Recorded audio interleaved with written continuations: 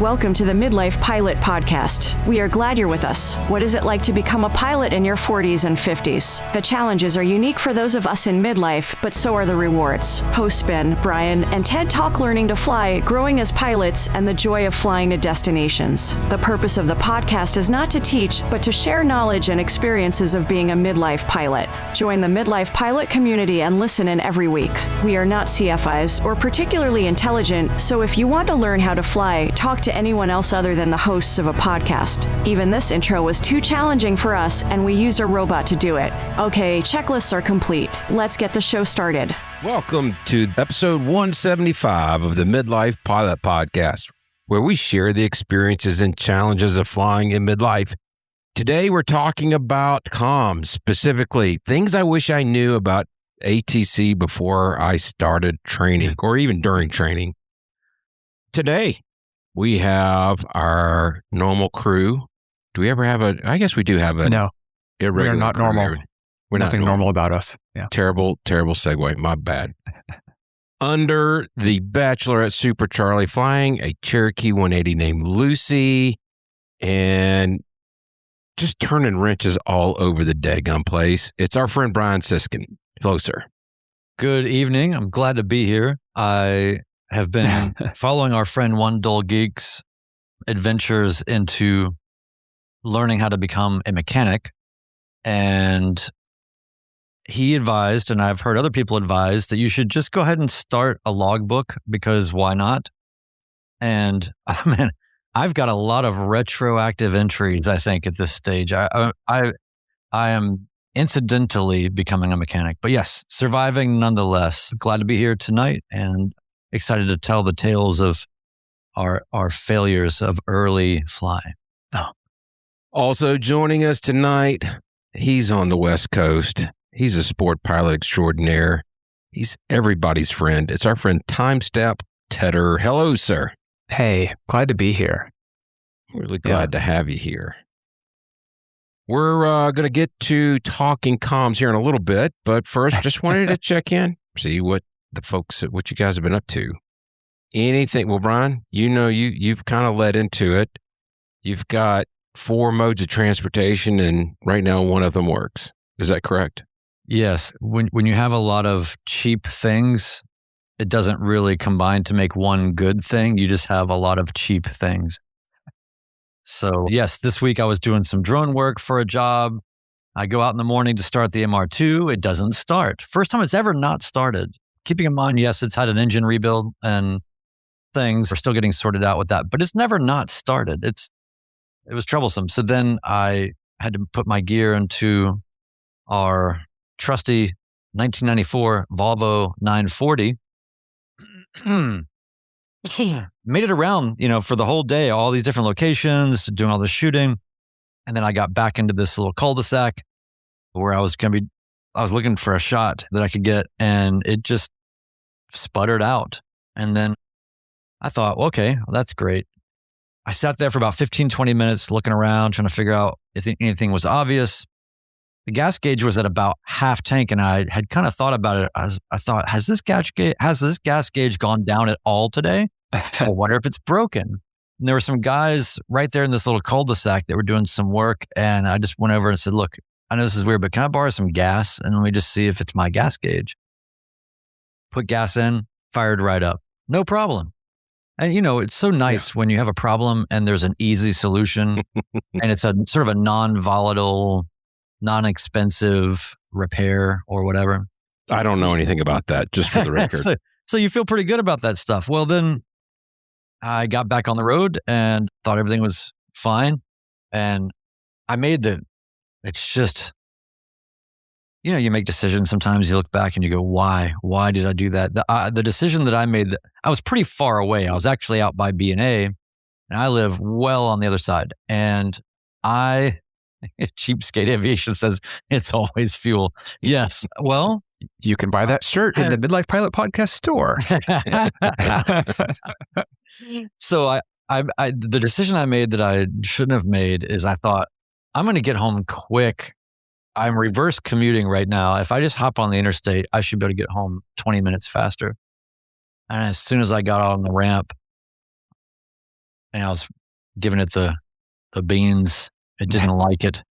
And it was one of those sections of kind of of all the interstate areas in Nashville to break down during rush hour, this was probably the worst. And, so I'm negotiating the little emergency lane, and then I see a sign that says emergency pull off 1,500 feet. And I just thought, how is this happening? Finally, something's going my way, right? This is the only kind of luck I can muster, but I'm thinking 1,500 feet, that's just past the 1,000 footers. I can do this. So I'm, limping this thing along. I get to the part where it actually widens out enough so that you don't instantly die on the interstate. And got it towed. And then, of course, it's running fine and we can't figure out what's going on. It might be a fuel relay. It might be a fuel pump. It might be whatever, but it's always fuel. I did not try switching tanks. That's a pretty good one too. There's no, so that's funny. So anyway. What are you doing for fun these days? I know, right? So anyway, that was that. I want to say real quick on the airplane front, we did get a fuel pump installed, and I think I mentioned last week that we had another issue where one of the lines broke that was related to that install. I think it was just time for that line to go. So anyway, getting these lines is pretty tricky. I on Aircraft Spruce, you can see the special order. That means they're getting it from somewhere and marking it up. So I did my research and found the entity, and I want to shout them out. And the reason why I want to shout them out is not because they gave me some kind of a discount, but they did give me the best customer support that I've ever received in any area of aviation ever. And I want to specifically shout out a woman named Erica, who is the, the manager of that department at Aerospace Turbine Rotables. Aerospace Turbine Rotables. Erica, if you're listening, thank you so much. Here's what she did. She couldn't tell whether the fittings were this size or that size from all the pictures I had, and I don't know, and nobody knows. She said, I will make you both, and then you can just send the other one back and you'll get a full refund and don't worry about it. And she put us in front, didn't charge us to expedite. And on Good Friday, she was off, and she texted me on Good Friday, on the morning of Good Friday, to say that, it's been shipped and all that. And I don't know. It's like, I've seen a lot of people in our Discord and other places have gripes about the service level, and maybe a lot of them dealing with mechanics and how that all can work.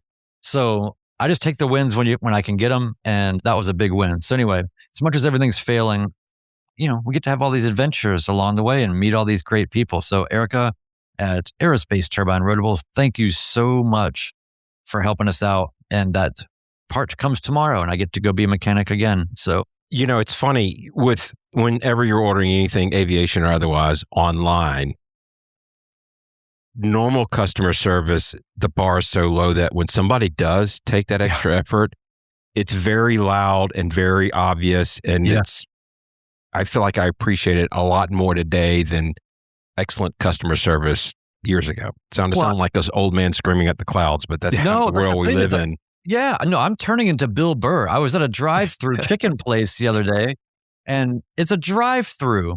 So, okay, I pull up to the window, they give me my chicken sandwich, and then they hold the tablet out to get the cheapest default tip is, 18% or whatever. It's like, it's the drive-through. And they physically almost hand it to you where you have to, for you to deny a tip. And here's the thing, everybody that's working, doing anything, I want to support you and everything, but I can't, where does the tipping stop? I don't know. Yeah. Well, it's amazing when you realize that an order is being taken over the phone and not being written on a scrap of paper that's going to blow away the first time the door opens. Yeah. It's just that, the confidence of, I know what I'm doing, and I called you back or I texted you because I'm good at my job. I do this. That's awesome. Yeah. Well, Ted, what have you been up to? Yeah, I got great customer service. I was at the airport this week, and I was at the airport this week. And I was a little bit early, so I stopped at a place I like for breakfast, and they were full. So I just went and sat up at the bar, which is always fun to do at 7 a.m. It's like they're making Bloody Marys and all of that. But I was sitting there and talking to the woman behind the bar. She's talking and everything else. And of course, what happens? She starts talking about aviation, and she's calls herself a student, but really she's an instrument student.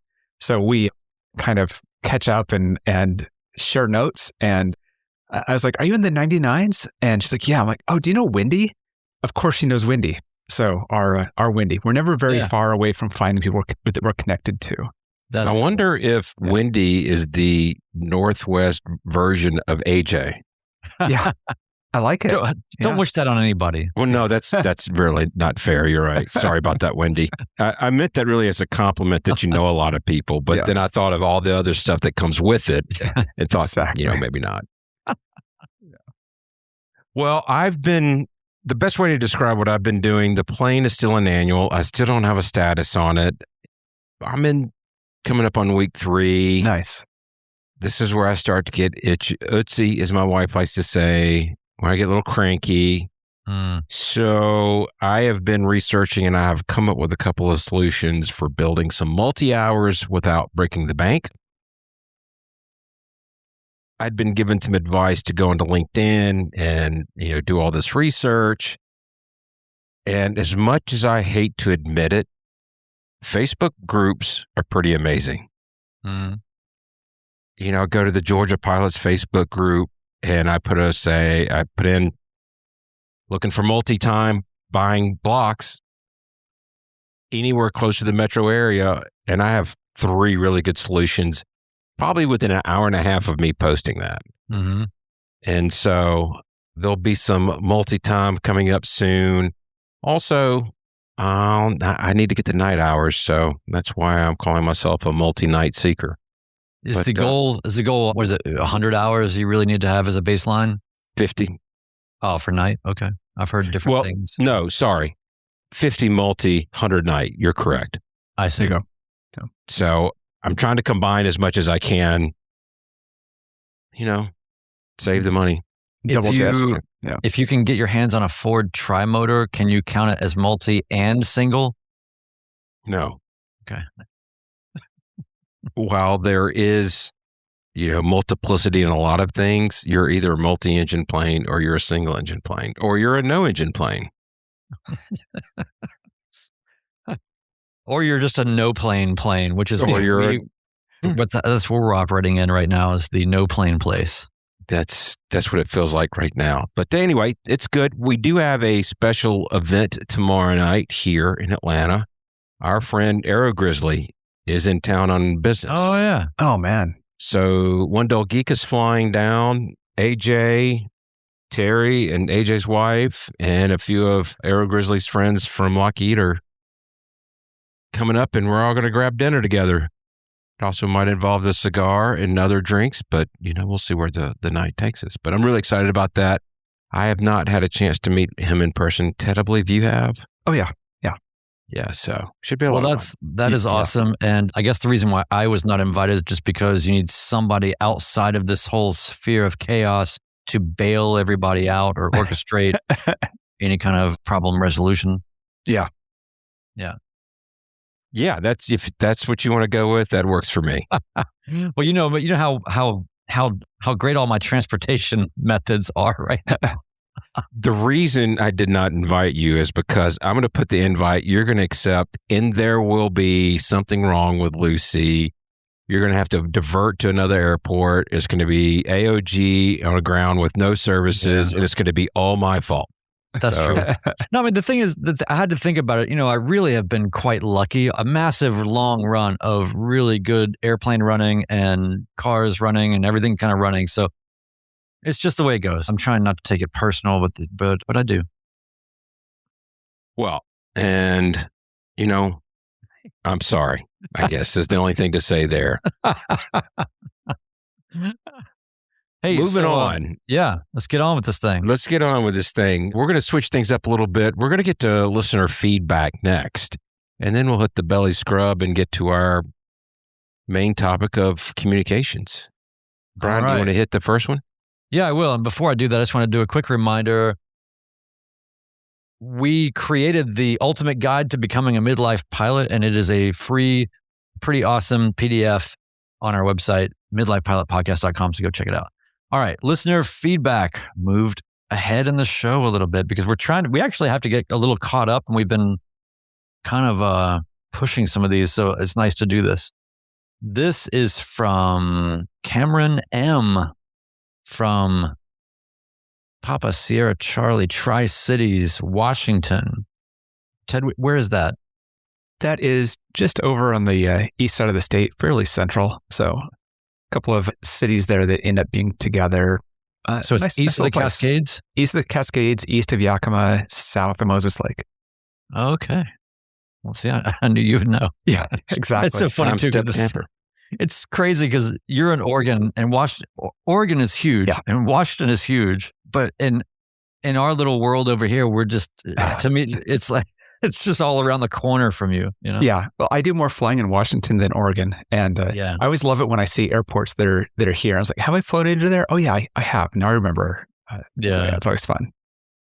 All right. So the message from Cameron M. He says, in episode 173, One Dull Geek mentions how much less expensive it is to, quote, get into, unquote, certified aircraft, similar to buying a car. He must not have looked at airplane prices lately. Even a Cessna 172 is running near or over six figures. His PA-28235 would top $150K with an original panel. Experimental is almost universally cheaper when you compare similarly performant and equipped aircraft. Our friend One Dull Geek is not here to answer to that specifically, but we will go to our proxy One Dull Geek, Ted. You're like two Dull Geek. Yeah. Yeah. It's hard to compare apples to apples in a case like this, because are you comparing a brand new 172 and there's like 600,000? Or are you comparing something used with the same equipment to a brand new experimental? So even that 150K is a bargain compared to some of the nice experimentals. Like even a sling, you're going to be easy in the high 200s by the time you get out the door with it. Yeah. So it's, again, apples and oranges. It's always hard to make this comparison straight across. It's just like, wow, these multis are really cheap. I can get into one for $200,000. Like, yeah, until your annual comes up. So it's a great comparison though, and it's a good reminder when you're looking at your PA-28 or your 172 and what are your other options. So yeah. I will say the ongoing maintenance costs, the experimental side, are going to be way less than certified world.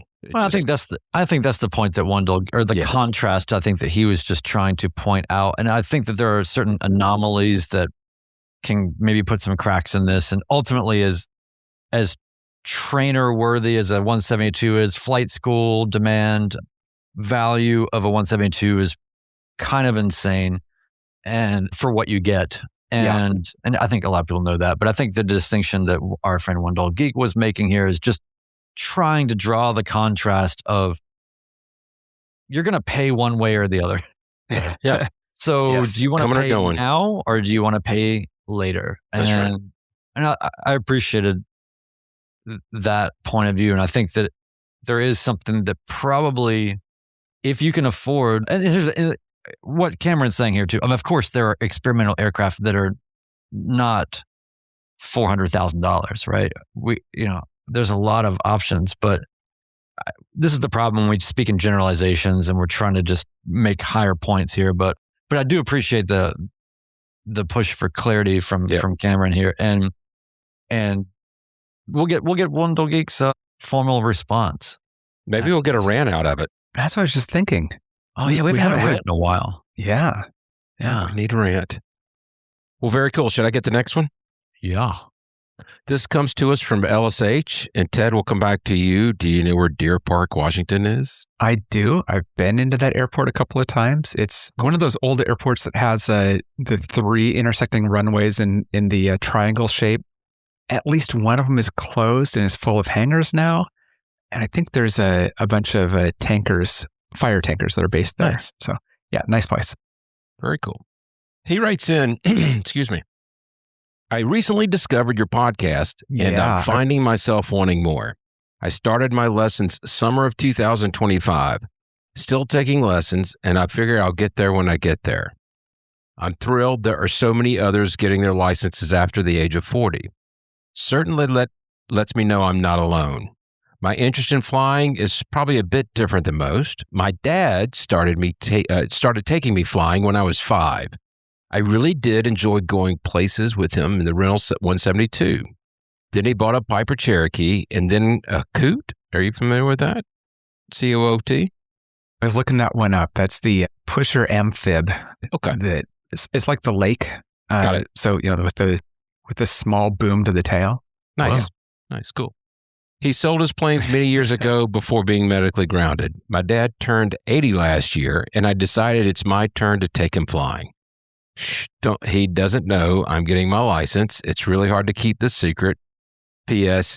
He doesn't listen to the podcast. Well, I'll say Els, as far as you know. Maybe he does. Anyway, to be clear, it says he doesn't listen to podcasts. Yes, but maybe...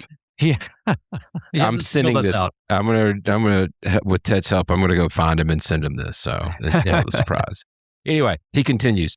There have been a few moments where I wondered if I can do this. Then I found your podcast. Thank you guys for chatting about us older pilots to be. Keep bringing us great content. Nice. Wonder if he could do that. And he's like, well, if these guys can fly, I can do it. Certainly. Yeah. I don't really think of that, you guys, but knowing my path to how I got here, I do think that if I can do it, really, I mean, seriously. I think everybody can relate to this idea of moments along the way wondering if you can do this. And if you're not having those moments, you're probably not fully immersed in the experience of becoming a pilot.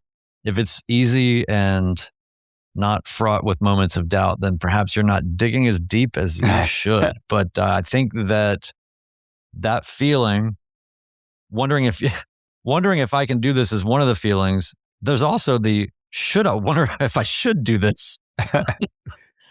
I would recommend never asking that question. Yeah. It's like,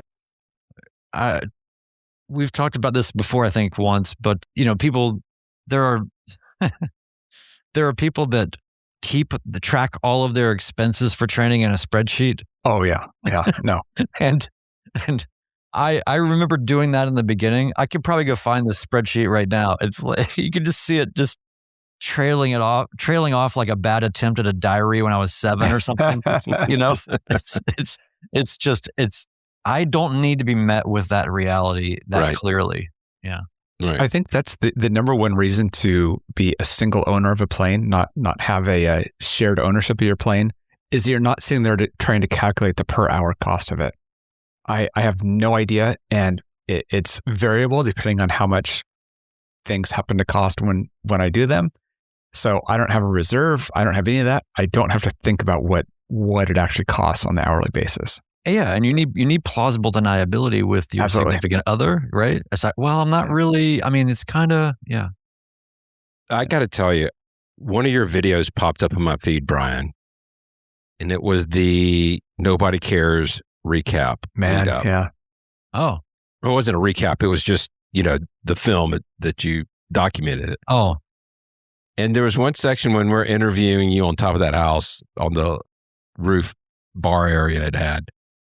And it said, we aviators, we're like heroin addicts. And it's like, do you want to go do heroin on Thursday? And everybody's like, yeah, I want to go do heroin on Thursday. It's kind of the same thing. So much arm pulling, right? Exactly. All we're doing is trying to find other people to join us. The reason why everybody's so interested to find other people to fly with is to support our own compulsions and that's right. And validate them. Yeah, it's great.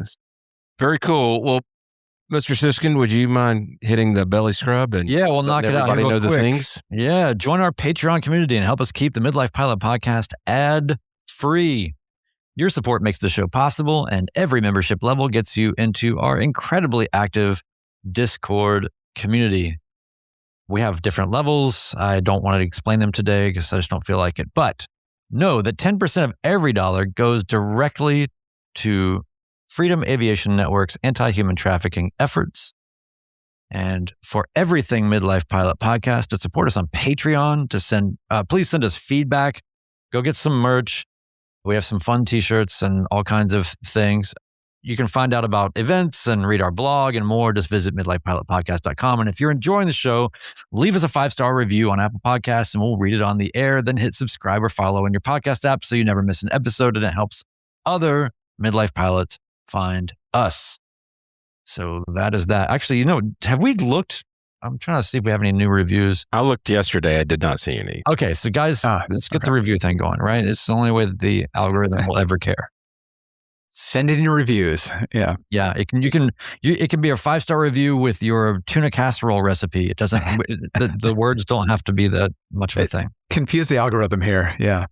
Then email us at midlifepilotpodcast.com if you want to send the review that way. You want to try that again? I'll respond with a sticker. So it's midlifepilotpodcast@gmail.com. Did I leave out Gmail? Yep. No, people can message through the website too. That's fair. Yeah. Yep. Yeah. So very cool. Ted, we got a few new Patreon members. Yeah. Let me cover that for the week. I was out flying commercial this week, so I didn't get to check in with Discord, but it was nice to see what's going on there. In the Patreon world, we have at the Landomatic level, Braden H. joined us. At the Hershey Bar level, we have Sherry R. and Allison B. And at the Caps Available level, we have Mike D. who upgraded. So nice. Welcome all of you. Thank you. And Ted, when you flew commercial, did you wear the It's Always Fuel shirt? Yeah. That would have made people nervous for sure. But, it's hard though. I don't have many t-shirts that aren't aviation anymore. So I'm sure it was an aviation shirt that I was wearing. Yeah. In fact, we were talking about some of those Nashville fly-ins. I was wearing my Nashville ATC shirt this week. So nice. That was from a different Nashville fly-in. Yeah, it was fun. In Discord accomplishments land, Matt D landed his first Bravo. I saw that, not just in a Bravo, but landed at the Bravo. That's awesome. Zach M got time in a C5 simulator. Nice, big plane. Lands just like 172. I don't know. Brian successfully explained how combustion engines work to his wife, and she understood it. Yeah, congratulations, Brian. That's a huge accomplishment. I did put that in the achievements channel. Yeah, I love it. And make sure we included it. Jeremy H passed the AGI and FOI. Those are the ground instructor ratings, some of them. We've kind of had a rash of people doing that lately. It's pretty cool. And I know, Brian, you've used it lately too. I actually have a student and have taught multiple lessons of ground now, and it's very satisfying. And it's nice because it's kind of like if you're a parent of a young child or, something, I'm sure it's like this, where it's like, they don't know that I have no idea, because they know actually nothing. So I can just I can make up words, flux capacitor, all kind of stuff. No, it's been very, very cool. I've really enjoyed it. If anybody wants ground instruction, I guess I'm doing that for instrument or for private now. Are you guys familiar with the turbo encabulator video? Yes. That's the classic jargon video. It's got to be from like the 60s or so. And it's the classic, these words don't exist, but we're going to patiently explain to you how things work using these absurd terms. I'll definitely put it in the show notes. It's a classic. I have not seen that. Yeah. Well, very cool. So tonight, our main topic is talking on radios and what we wish we knew when we were going through private pilot training. And what we thought we would do is kind of go around the horn and maybe we can all share things that we know now that we wish we knew then. How does that sound to you guys? Sounds great. Well, Brian, why don't you start us off? Also, I'd like to invite everyone in the chat to chip in things that you wish you knew when you started private training. And for those who are listening that are considering training or are about to begin training or are very early in their training, you're welcome. No, this is all, you hear people say a lot of things. I wanted to kind of get to the things that are a little bit, I don't know, kind of more anecdotal, I suppose, as opposed to technical. So the first thing that I'll mention here, and you guys tell me what you think, in the chat. And you guys, what are your names? Ben and Ted. First thing I have on my list is read back what matters.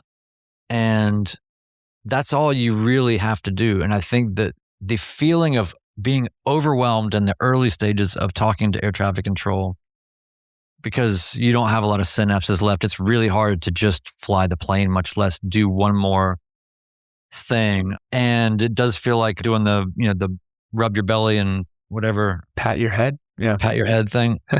I can't remember what it is because I'm trying to podcast right now. I'm saturated. Yes. No, but read back what matters. So you don't have to understand this right away in full, but I think what I'm saying is take comfort in the fact that you're hearing all of this stuff and you're going to develop a filter for the things that you actually have to read back. You don't just repeat back everything that they said, so you're not memorizing nearly as much or having to remember nearly as much. And the relevance of those things will become more clear, and give yourself some grace and some time to figure out what instructions are things that you need to read back, runways, clearances, things like that. And then, nobody really explained that to me up front. So that's why I'm putting that out there. I want to kind of hop on top of that, which is they say be careful about anticipating what you're expecting to hear. Don't expect that you just heard cleared for takeoff 04 and they said hold at 04. On the other hand, you should know approximately what they're going to say back to you. There's only so many words. There's only so many options. It's, am I cleared? Do I need to stop and hold? What are the options they may say to me at this point? So your brain doesn't have to process all this stuff completely from scratch. That way you're not surprised by any of that. So I want to hit Sherry's comment, and she is one of our new Patreon supporters. So thanks for joining us tonight. She says, I am early in training and it is so blasted scary. I speak for my job, but that little button is not yet my friend. And I totally get that. Couple of things for our younger or early in the journey pilots, people that are just starting out. They are human beings, our friends at ATC.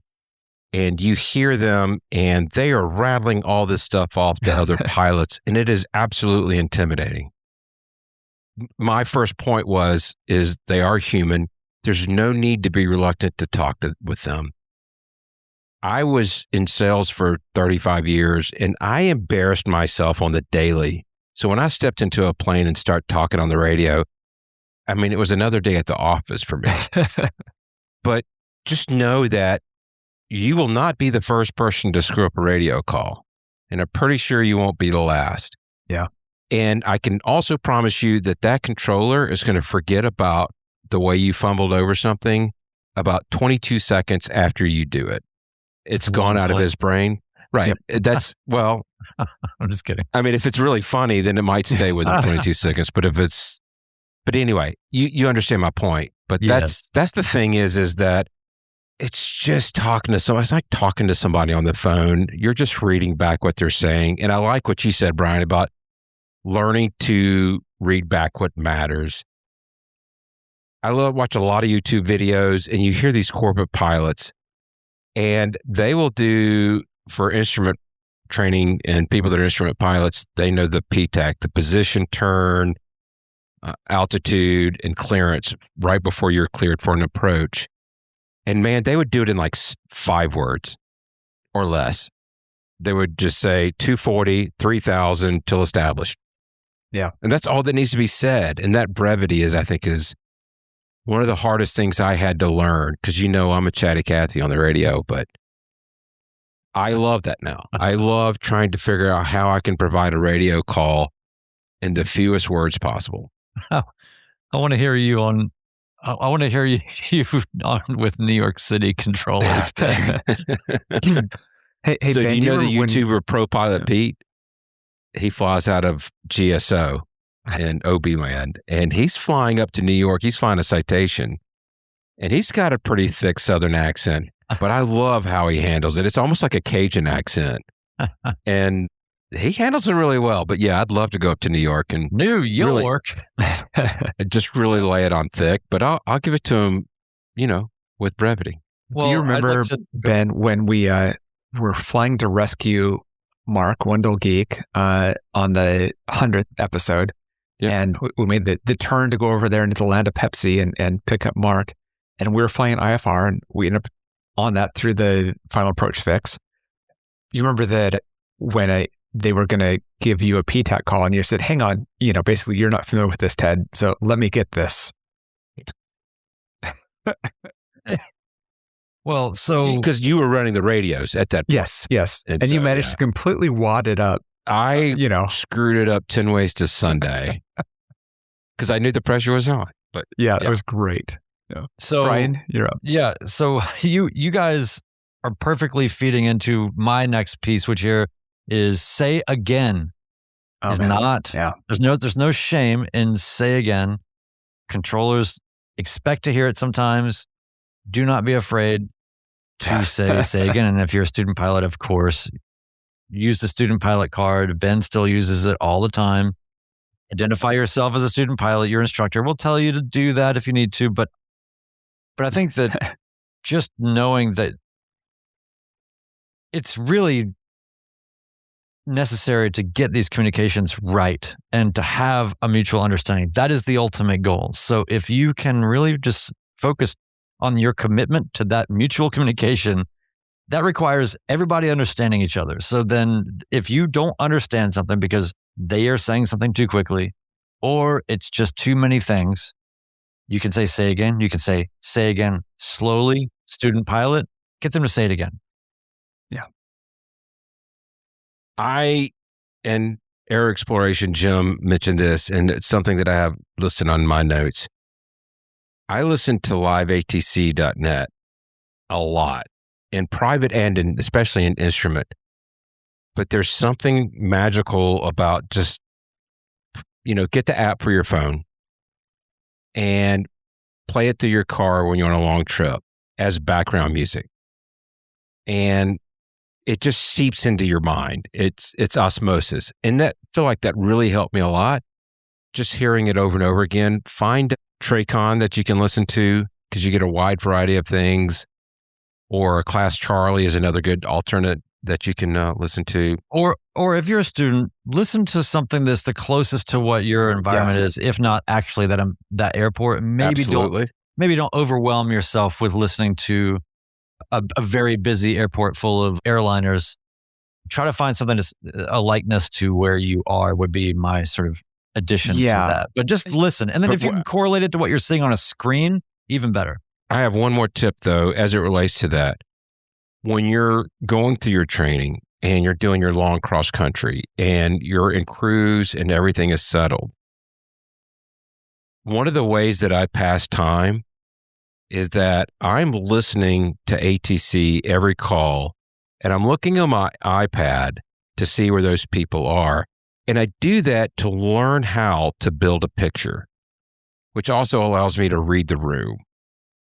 And it helped me a long way in knowing what to expect when they call me up. When I see an aircraft on my iPad through ADSB and he's coming right at me and I can see his tail number, and then I can hear the controller call that tail number warning about me.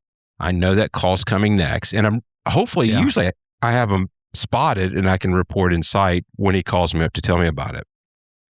But it's those type of things that will help prepare you to know what to expect. That's definitely a pro move, knowing that they're going to talk to you next. They said to the airliner to look for you, and then they said to you to look for them. You're like, yeah, I know. I see them already. It's kind of a power move. My thing with Live ATC is, as a student, we're talking about, especially our primary pilots, not our IFR pilots, but intro, private pilot, sport pilot. You're just trying to figure out how to not step over your tongue on it. Live ATC, the best thing you want to do is find deltas that are near you that handle student traffic. listen to your Charlie and you'll hear all the clearances and takeoffs with departures and things like that you're not going to experience. So listen to your Delta and you're going to hear planes coming into the pattern and cleared, and look for this other guy over here on the parallel and all that. So that was my suggestion, was be careful what you're listening to and try to find a local Delta. Because usually you're not going to find anything smaller than a Delta. So those are usually the best for learning for a student. One other thing, and I want to hit this comment from our listener, Brian, in the comments, who is also a CFI. He said, listening to OB, opposing bases, is the second best way to build confidence on the radio. I could not agree more. That's kind of a long burn. And I would suggest going back to earlier episodes. And they do a really good job, kind of bring it back up to the private pilot level when you're doing flight following. But if you go back and listen to those early episodes, they do really do a good job of a deep dive in what is that interaction between the pilot and the controller and what's going on. I think what's important for that, any new student understanding the universe of opposing bases, is you're not going to get so much. It's not, for those who are new and uninitiated, you're not going to get training, right? Yeah. It's not instructive in this sense.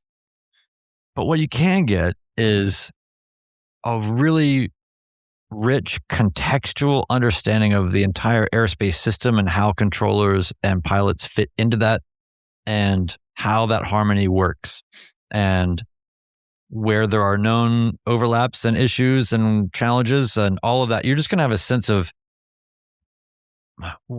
what is this, and why is this? And so that's a huge thing. And then bringing it back down to kind of base level here, I really want to keep aimed at very new pilots or people that are even just thinking about starting training. And maybe this is something that is one of the hindrances or anxieties or fears that they have about it. I would say, if you can just understand what a ground controller is and what a tower controller is and an approach controller and a center controller, if you can just understand clearance delivery, if you can just map out simply what those things are, and then in the same spirit of opposing bases, get a sense of the context for each one of those things. Ground is obviously ground operations. The types of conversations and instructions and things that are going to be happening are going to be relative to what's on the ground. So you can shrink your sense of panic about the entirety of everything that's going on. They're just going to be telling you where to taxi and getting clearances and things like this. Whereas obviously tower is, coming and going from that particular airport in that immediate area. Then approach controllers and departure controllers are what that is, when you're coming into an airport or you're leaving an airport. And center controllers, in the spirit of OB, I mean, who cares about them anyway? No, and the center controllers are, the more broad in between en route controllers. And so if you just know who you're talking to and why you're talking to them, that can be a massive reducer of stress, because it's kind of right sizing the container of what am I even dealing with here. So that's what I would say. Know who you're talking to. Yeah, I think that's really key. I want to bring it back to an even simpler level, which is when you're first going around the pattern at your uncontrolled airport. That is intimidating as well. We're not even just talking to ATC. We're talking about talking on the radio and how much work that is. I definitely struggled with that. Not a surprise. I'm on a podcast and you can tell that I struggle at that. What helped me the most, especially when I was solo in the plane, was just practice the words that I'm going to say. I just repeat them to myself. It's like, okay, left crosswind. All right, left downwind. Left downwind 20. All right, left base. Remember what it is I was about to say before I clicked the button really helped me. I don't do that now. Occasionally I fumble over it because I don't do it. But that was a really big thing early on, was repeat those key words before I press the button. and became very, very dumb in what I was trying to speak. Do you do affirmations Stuart Smalley style? Exactly. Yeah. I love that. Raise your hand if you've said left final or right final. Yes. I exactly. Yeah. Someone in the chat, Fly182, he's got to be a great guy. Are there any interactive ATC training sources? I've never used them. They are not a sponsor, but Josh Flowers uses or reps for Plain English, PLANE, or Plain Spoken. I can't remember which it is. But if you go to the App Store, you'll find it. I had to make Brian laugh, right? And he was in the middle of the sweat. Plain English. I believe what you're talking about is Plain English. PLANE. I had it right the first time. Yeah. And then Phoenix Sales says RSIM, ARSIM, is an app on your phone as well. So Plain Spoken's like CTAF only. Right. It's like, right. CTAF. Hey, I like it 150. Yes. That's a pretty good looking airplane you got there. Y'all going to get some lunch? Back to what Ted was saying, I agree with you that if you're spending all your time in a Delta or Charlie, talking to a tower, and then going to an uncontrolled airport, that there are people that have said, I've seen many times that makes them a little bit more nervous, and vice versa. Those that are trained in uncontrolled going into Delta get a little nervous. The one of the last points that I wanted to make, it's another aspect of a midlife pilot is that we have to learn how to embrace the suck. We're going to stink at it. We still stink at it from point to point or from time to time, or at least I do. And just know that you got to get better at it. It's the reps that you need to get better and better. And then, I've been going down this rabbit hole of Brian Siskin films, and, he seemed like he was pretty polished from early on. Yeah. But they seem to get a little faster and faster as he's gotten more hours under his belt. Actually, that's a problem. That's actually something I'm working on. Yeah. Part of that is because my environment, it's so busy right here and there's such an urgency that you're just trying to fit into the tiniest sliver of time to get your flight follow-on request in or whatever. And so I am reminding myself, and you, new pilot, can remind yourself the same thing. Slow down. You do not have to do everything fast. It's going to sound fast, and there are going to be people that are too fast. Again, the point is communication and mutual understanding so that everybody can be safe and understand what everybody's doing. So for you to err to the side of being slow and concise and deliberate and clear is paramount to the whole cause of communicating. So please slow down. And I say that to myself. I definitely go too fast. And by the way, one little side note here. I don't know if you guys have heard, you ever listen to Revisionist History? I do. Yeah. And Malcolm Gladwell's podcast, Revisionist History. And there's an episode called This Is Your Captain Speaking. Have you heard this? I have. It's so funny because it's essentially just this, I don't know, investigation into why pilots speak the way that they do. And they get, non-pilots to weigh in on this. And what I thought was so funny is that as a pilot, I thought the whole time, I know exactly why we all go, I know why we do that. And I found it interesting for people to talk about this. Why are they doing this? And it's because the push to think button, you've got to hold the line. You don't want to give it up. If you've pressed that button, you've committed to talking, and you've got to fill that space. And if you know you're not quite done yet, but in the spirit of OB, the penguins haven't all aligned, then you're holding that space with a giant because you don't want to give up your turn on the communication. You want to see it through. And that's where I think the exhaustive uhs come from. But anyway, it's a hilarious episode, This Is Your Captain Speaking, Revisionist History. Check it out. Yep, definitely. To your point about being or talking fast, and I see quite a few YouTubers, and a lot of them are Northeast based. And I get it that that's the pace up there. But I think our friends at Opposing Bases will tell you it's better for you to be deliberate and clear and a little slower than being very fast and unreadable, where you're going to have to say it a second or even a third time. You're actually burning more air time than you would if you would have said it slower and more deliberate. I've got to say on the why we speak in a certain way, it always brings me back to The Right Stuff, which is a movie and a book. And in the book, they talk a bit about why all pilots speak like they're a cowboy. And it kind of comes back to Chuck Yeager and this casual way of speaking, a little bit of a down-home Appalachian voice that pilots have, especially used to have. So The Right Stuff is a great book if you're an aviation nerd, which may be a few of the people listening to my voice right now. My wife had never seen that movie, and we watched it, and it didn't work out well for me because all she wanted to talk about was how handsome Dennis Quaid was.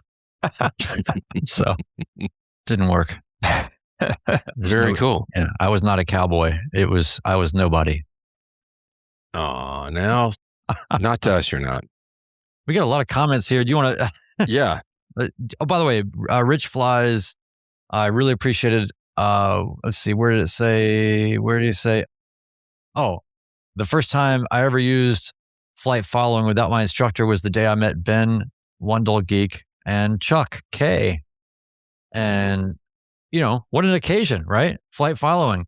Yeah. That is the most important thing that you're ever going to do as a private pilot is understand how to get flight following and to get flight following. And I remember how stressed out I was on my first solo cross country because, I had to talk to John Toon, then I had to talk to B&A, then they let me go to Memphis Center, and there's just so many things going on, man. It seemed really fast. And I can see why a lot of people would not maybe get flight following on a quote unquote shorter flight like that, 50 miles.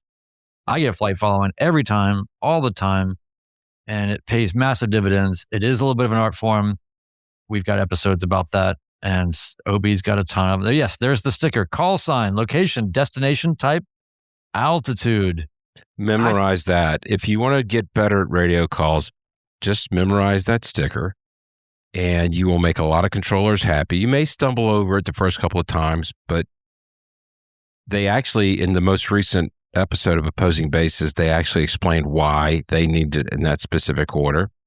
If you're talking to a TRACON, if you're talking to a center, I think you can just say you're a PA-28 going to VBT at 6,000 feet, and they'll be fine. You can say it in any order you really want to.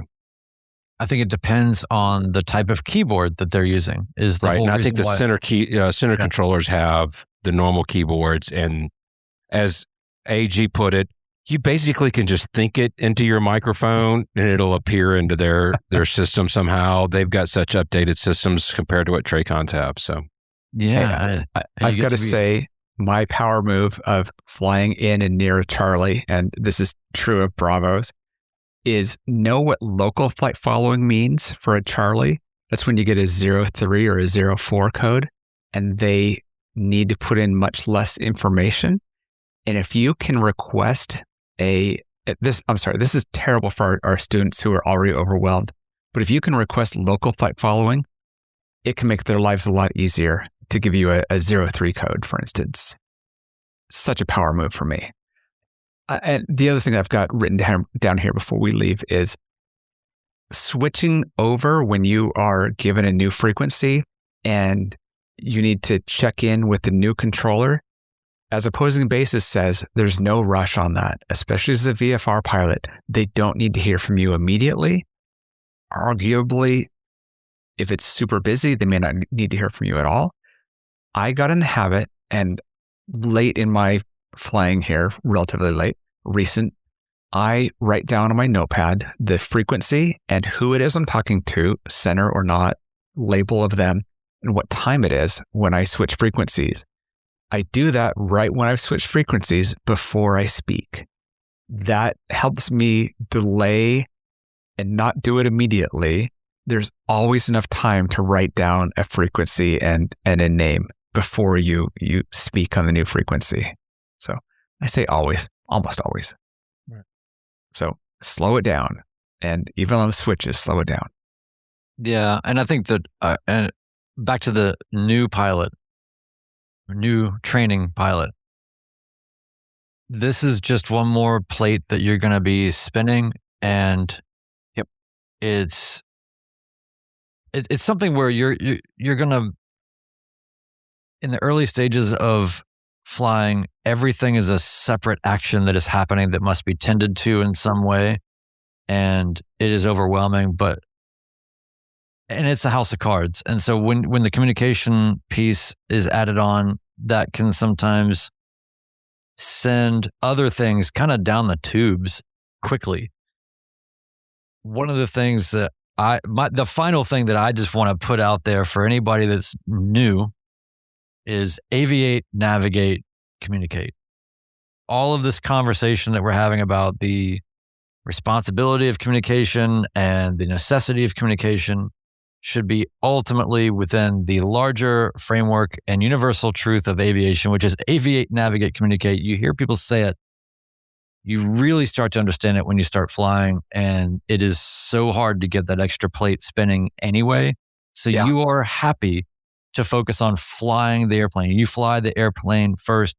If ATC is calling you 2 times, 3 times, if you don't have control of the airplane, none of that matters. So you just make sure that you are following the rules, the priority set of aviate, navigate, communicate. The stuff will happen. It will not always take solace in the fact that it will not always be this way, and it will be second nature in the same way that, like somehow on road trips, your parents could still find ways to hit you from the front seat. You know what I mean? They didn't start out driving like that, right? So I do have one more quick one that I just thought of, and then we need to wrap up. It took me a while to realize that there are controllers that are working multiple frequencies, and I knew what that meant, but I didn't really know what it meant. You're going to wait 5 minutes to call in. You're going to be patient, and then you're going to call in when somebody else is calling in on the other frequency that you can't hear. Don't let it upset you that you blocked somebody because you have no way of hearing that other frequency being called. The controller's going to come on and say, I got 2 calling at once, blah, blah, blah, go with it. And that's fine. Just don't let it hurt your feelings or don't think that they're mad at you for doing that because you have no way of knowing. That when you get more experience learning what that pacing is, like when they're reading off a clearance to somebody at another frequency, and knowing how long that's going to take before you speak up, that's like power move style points for that. As a student pilot, which again, please say that over and over and over again. I know a local school that requires that in their solo endorsements, that your solo endorsement is mandatory that you say student pilot. This is an advantage of recording your in-cockpit audio. You don't have to necessarily record with a GoPro or anything else, but just getting the audio from inside means that you can go back and listen to it. An example of that, I was thinking when you're talking about the prioritization, which is so important, is there was a time when I was fighting down to get onto the runway in a lot of winds. And the tower controller asked me twice, what's my destination? Wondering if I'm going to go left or right off the runway. And the second time, and I answer him, and I'm like 3 feet off the runway, just sitting there fighting it 100 feet down the runway as I'm fighting this wind. And you go back and you see that on video, and you hear it on audio, and you realize what a failure that is. I didn't need to reply to him. I didn't need to reply to him right then. And I wouldn't have realized that if I hadn't seen it after the fact. And those are the times where you realize, wow, I was intimidated by this person. And so I did it because he asked it twice. It doesn't matter. I need to ignore that. It's also not a great time for a controller to be calling anybody. No. But that's beside the point. Absolutely. Yeah. I use student pilot at Starbucks. Actually, I may start doing that too. I like it. Anyway, yeah. I don't know. Does it help or hurt the situation? Does it get your coffee faster or slower, or have you noticed a difference? Yes. Nice. Okay. Very good. What else for the good of the order, fellas? I'm good. Thanks for the great chat, everybody. It was awesome. Yeah. Thanks, everybody in the chat. Need to remind everybody, first of all, make sure you leave us a 5-star review on Apple Podcasts. Don't forget to hit subscribe in your favorite podcast app. And then tonight's, we do have one final comment. Go ahead, Ted. Got a couple of comments for you before we go out here. There's going to be an intro to mountain flying done through our Discord on the 14th. That's April 14th. It was announced in Training General. I'm not going to say the time because time zones are a thing. But intro to mountain flying, April 14th. I'd like to be there. Very cool. The second thing is we talked about it before the podcast started. Captain Todd has a great video called First Flight with a Porta Pilot. That's Porta Pilot. Again, pilot, not Porta John. So I'll put a link to that video in the show notes. Very cool. Very good. All right, tonight's words of wisdom. This came from a collection of pilot sayings pulled together by a now defunct aviation magazine. When making a decision regarding weather, an effective tool is to ask oneself if this might lead to looking stupid in the NTSB report. Signing off, episode 175 of the Midlife Pilot Podcast. Goodbye, everybody.